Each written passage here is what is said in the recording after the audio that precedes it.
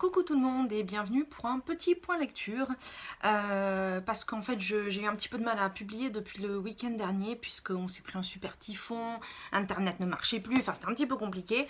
Donc là on a enfin tout qui est plus ou moins revenu dans l'ordre, même si ici le typhon n'a pas été super gros, mais il était tellement large effectivement que ça a fait déconner pas mal de choses en fait dans pas mal de régions. Jusqu'à quasiment au nord. Et donc du coup, oui, entre-temps, je voulais vous parler des deux livres que je n'avais pas encore terminés dans mon dernier vlog, c'est-à-dire Body Snatchers de Jack Finney et Le pont de la rivière Kwai de Pierre Boulle. Et je voulais également vous parler d'un livre que j'ai choisi complètement au hasard en marchant le soir et que j'ai décidé d'écouter, qui était très court, et c'est Le vampire de John William Polidori. Alors, on va commencer par Body Snatchers. Donc, je vous en avais déjà fait le résumé dans mon vlog, dont je vous mettrai le lien à côté. Alors, Body Snatchers, c'est une histoire en fait qui commence avec un personnage principal qui est un médecin et qui commence à avoir des visites de la part de personnes qui semblent avoir une hallucination collective, qui fait qu'ils sont persuadés que les personnes de leur entourage, leurs proches directs, ne sont pas leurs proches, ou en tout cas ne le sont plus, même si tout porte à penser qu'ils le sont, puisqu'ils sont physiquement identiques, ont les mêmes mémoires, ont les mêmes souvenirs, pardon, ont les mêmes, en fait, peuvent répondre à n'importe quelle question qui pourrait permettre de les coincer. Donc en fait, absolument rien ne permet de penser qu'ils sont autre chose que ce qu'ils sont. Sauf que vraisemblablement, la plupart des personnes se basent plus sur un sentiment, sur une sensation, et le fait qu'apparemment les personnes de leur entourage ont pas forcément qu'un regard vide, mais en tout cas qu'il leur manque des expressions, qu'il leur manque des sentiments, et c'est ça qui est ressenti. Après avoir eu cette vision en fait d'une hallucination collective à laquelle notre personnage principal ne croit pas, il va commencer à croiser la route de personnes de plus en plus convaincantes et il va lui-même commencer à en voir des preuves effectivement, puisqu'il semblerait que la population de sa petite ville soit en train de se faire peu à peu remplacer par des êtres venus de l'espace. Voilà. Ça ne vous apprend rien, c'est quelque chose qu'on comprend très vite, qui de toute façon est dans la 4e de couverture et qui n'enlève rien à l'histoire. Alors, je l'ai trouvée vraiment très bien, très intéressante, parce que c'est un roman qui a été écrit dans les années 50, donc à une époque où toutes les invasions extraterrestres étaient un peu des vaisseaux qui nous tiraient dessus, ou des invasions, on va dire, à grande échelle, dans le sens où c'est très visible. Alors que là, c'était plus une invasion dans le sens sournois, dans le sens, en fait, une sorte de menace invisible, où on ne sait pas vraiment d'où ça vient et comment, en fait, s'en protéger à cause de ça. Alors, en fait, il semblerait que ce soit à transposer sur le macartisme qui se passait à l'époque, avec la peur des communistes, ce type de choses. Et au final, en fait, quand on y réfléchit, au fur et à mesure des époques, c'est une histoire qui peut facilement être transposée sur n'importe quel problème d'actualité, puisqu'en fait, dès qu'on sent une menace sournoise, une menace, quelque chose qu'on a du mal à comprendre, on ne sait pas bien comment s'en protéger, en tout cas quand ça vient des humains, effectivement, on peut très facilement mettre cette histoire à cette place-là, puisque le sentiment en fait, que ça provoque est à peu près le même. C'est une histoire qui est très bien écrite, qui est assez palpitante quand même, parce qu'il se passe beaucoup de choses. Il y a aussi cette découverte en fait, par les yeux du personnage où on se pose toujours des questions, et effectivement, il y a ce sentiment de paranoïa dû à la situation qui fait que le personnage ne sait plus à qui faire confiance et nous non plus en fait. C'est-à-dire qu'il y a des personnes à qui il va faire confiance et nous en le lisant on va se dire ah, oui mais tu as peut-être oublié qu'il fallait peut-être vérifier mieux que ça, ou inversement en fait. Donc il y a pas mal de choses comme ça où effectivement on sait pas trop comment ça se passe. J'ai beaucoup aimé, donc vu que j'ai d'autres livres de cet auteur, en particulier Le Voyage de Simon Morlaix il me semble, je vais clairement le lire. Pas forcément maintenant, puisqu'avec ma liste du Pumpkin Autumn Challenge, j'ai déjà de quoi faire pour l'instant. Mais dans les mois qui viennent, j'ai beaucoup aimé son écriture. Je l'ai lu en anglais, il me semble. Il me semble. Mais j'ai mis 3 plombs à le lire parce que depuis cet été, j'ai eu un gros coup de mou au niveau des lectures. Et pas que j'ai pas envie de lire, loin de là, mais la journée trop occupée, trop de choses à faire. Et le seul moment où je pouvais me détendre un petit peu, c'était en me mettant au lit. Sauf que je me mettais au lit très tard par rapport à d'habitude. Et que avec tout le stress de la journée, etc., je me mettais au lit, je lisais une demi-page. terminé, il n'y avait plus. donc forcément, j'ai mis 3 plombes. J'ai cru que j'allais jamais le terminer et plusieurs fois je me suis dit mais il y a un truc qui cloche et puis non, en fait non, c'est juste que j'étais trop fatiguée, mais c'est dommage parce que des fois ça donne l'impression qu'on n'est pas dans le livre alors que ça n'a rien à voir. L'histoire est très bonne. Un petit détail, ça je crois que j'en avais parlé, bon c'est la place des femmes, hein, à l'époque de toute façon on servait juste de décor plus ou moins. Et également la fin, bien entendu que je vais pas vous expliquer, mais la fin que j'ai trouvé un petit peu téléphonée, voilà, j'ai trouvé ça un petit peu bateau, pourquoi pas. En attendant, moi j'ai passé un très très bon moment. Également, le pont de la rivière Kwai. Alors c'est pareil, je vous en avais parlé dans la même vidéo. Donc le pont de la rivière Kwai nous raconte l'histoire de la construction d'un pont. Pendant la Seconde Guerre mondiale, un pont qui relie la Thaïlande à la Birmanie entre Bangkok et Rangoon, effectivement, qui doit permettre aux nouveaux occupants de cette région, c'est-à-dire les Japonais, de transférer, de faire circuler, je sais pas si on dit transférer, c'est pas grave, leurs armes, leurs hommes, les marchandises, etc., etc. Et donc effectivement, il fallait qu'ils créent toute une ligne de chemin de fer, pour pouvoir faire ça. Pierre Boulle, alors l'auteur qui a écrit La planète des singes, il faut aussi savoir que il n'a pas vécu cette histoire hein, spécifiquement. Par contre, il a été dans les jungles birmanes, il a été dans les jungles thaïlandaises aussi, puisqu'il a été envoyé là-bas pendant la Seconde Guerre mondiale et il a été fait prisonnier. Il me semble, je suis désolée, j'ai oublié quelques détails parce que je me rappelle pas exactement de son histoire là-dessus, mais je sais qu'il est resté avec des soldats britanniques. Je sais pas si c'est parce que c'est eux qui l'ont emprisonné ou parce qu'il était prisonnier avec eux. Et donc du coup effectivement il a utilisé toute son expérience de la jungle, de ce qui s'est passé là-bas pour créer cette histoire. En fait le pont de la rivière Kwai, il existe, c'est une rivière donc il y a des ponts, mais le pont de la rivière Kwai en tant que tel est une invention, voilà. Et on se retrouve avec ces peuples, c'est-à-dire les Britanniques d'un côté et les Japonais de l'autre. Les Thaïs sont juste présents, un petit peu comme les fameux dans les années 50. Et ce sont plutôt ces deux forces impérialistes qui s'affrontent, mais qui s'affrontent dans un endroit en fait au milieu de nulle part, avec une espèce d'inutilité. Enfin, ils veulent juste faire valoir le prestige de leur nation, la fierté de leur nation. Les Britanniques, en plus en tant qu'impérialistes, sont quand même des gens assez ethnocentrés, c'est le cas de tous les impérialistes, hein, les Français aussi, c'était comme ça. Les Japonais avec l'honneur, la fierté, donc forcément ça clash. Et les Britanniques vont devoir construire ce pont en étant au service des Japonais. Et d'un côté, il y a le déchirement de devoir aider l'ennemi en fait à asseoir sa position, à l'aider dans ses plans. Et en même temps, la fierté de dire, mais comme c'est nous qui allons faire ce pont, il faut que ça soit du bon travail.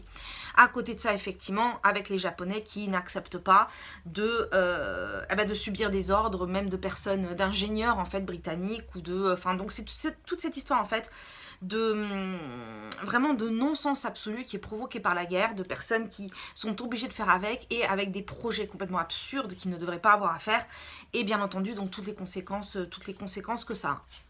Alors, donc j'ai lu celui-là en audio, donc je l'ai écouté. Ça aussi, je l'ai expliqué parce que ça a été le cas dès le début. J'ai été malheureusement un petit peu déçue, pas de l'histoire, attention, mais de la version audio. Puisque j'étais très contente en fait de le trouver en audio parce qu'il était raconté par Jean Rochefort.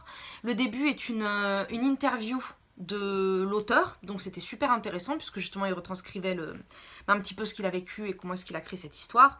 Et l'histoire elle-même était lue par Jean Rochefort qui à la base est un bon acteur mais qui a rendu le schmilblick assez plat. Voilà, d'où ma déception.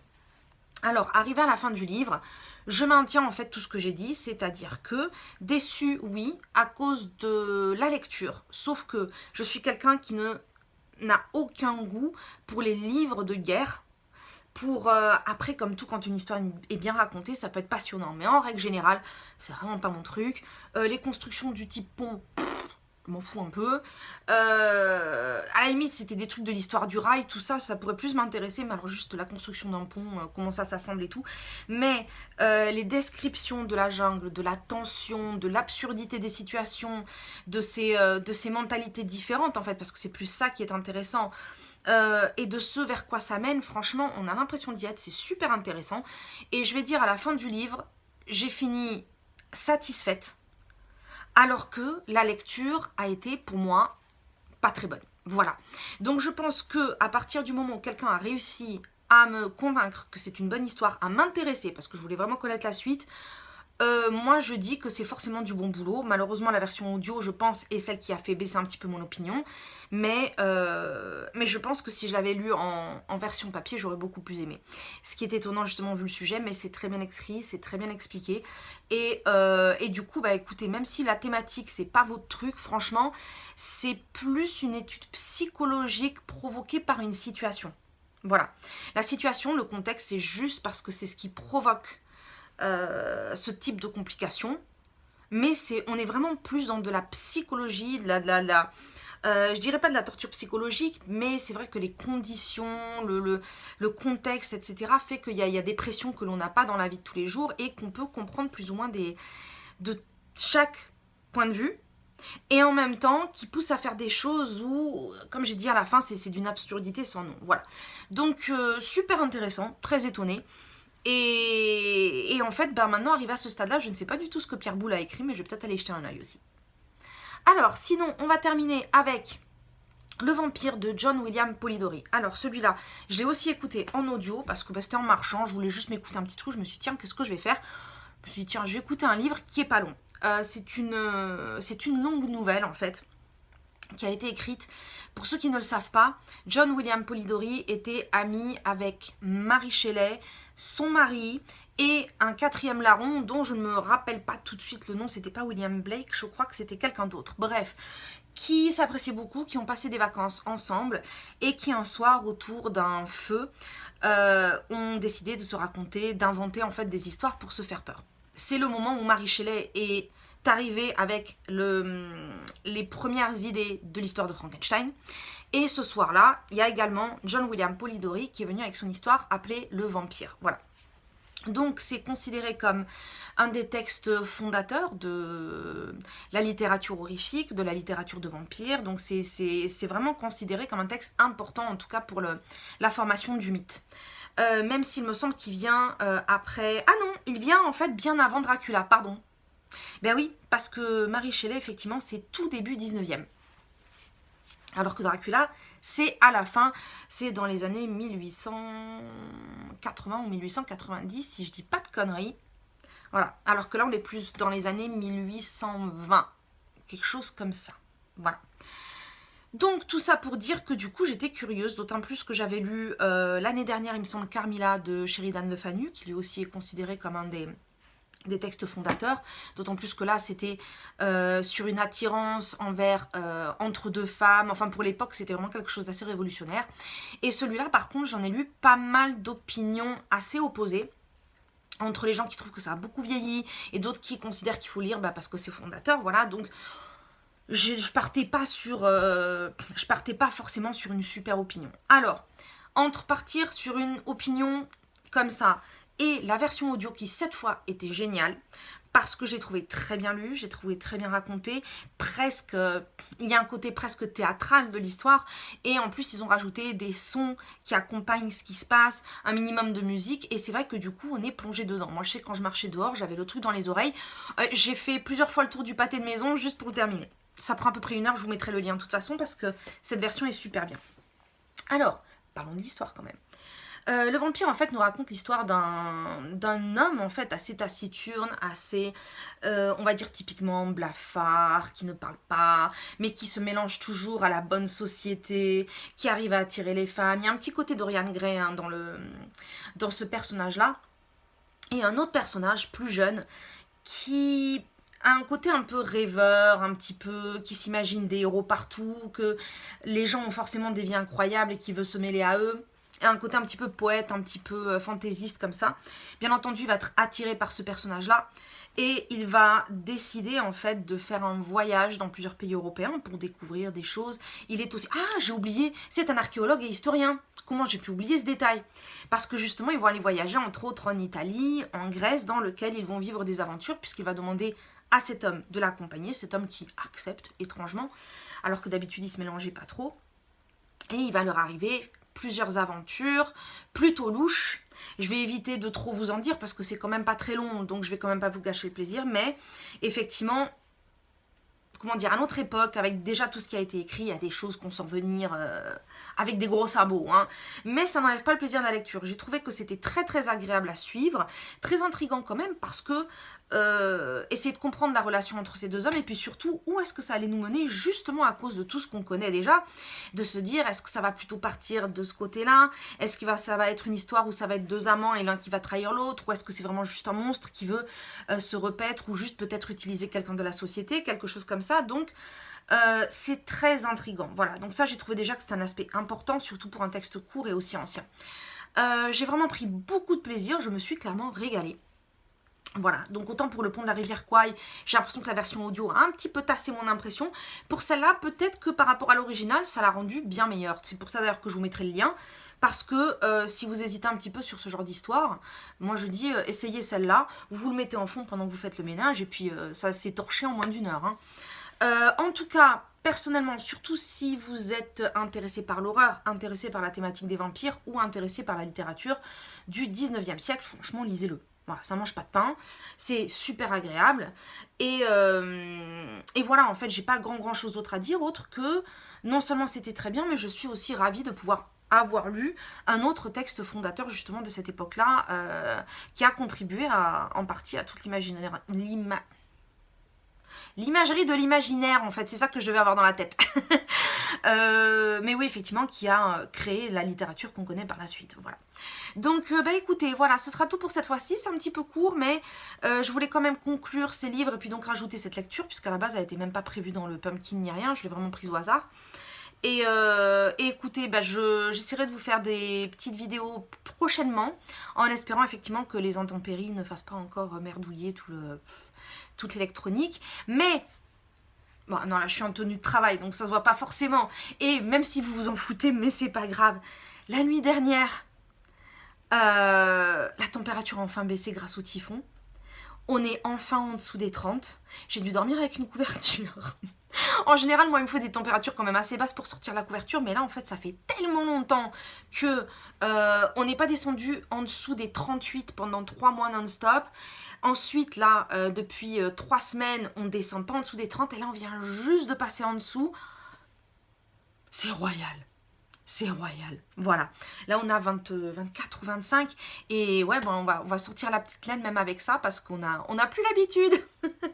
Voilà, bref. Peut-être ça aussi qui fait que je suis contente et que du coup, je suis super motivée pour faire une petite vidéo, même courte. Et puis voilà. Bah, en tout cas, je vous dis à très très bientôt. Très bonne lecture, bien entendu. Comme d'hab, vous n'hésitez pas à partager vos goûts, vos idées, vos machins, vos trucs. Enfin, comme d'hab, ce que vous voulez, on s'en fout. Hein. Vous notez, si vous n'êtes pas abonné, abonnez-vous, et puis écoutez, je vous dis à très très bientôt, et j'espère bientôt à être capable de parler correctement. Voilà, ça sera déjà un bon début. Voilà, à très bientôt, ciao.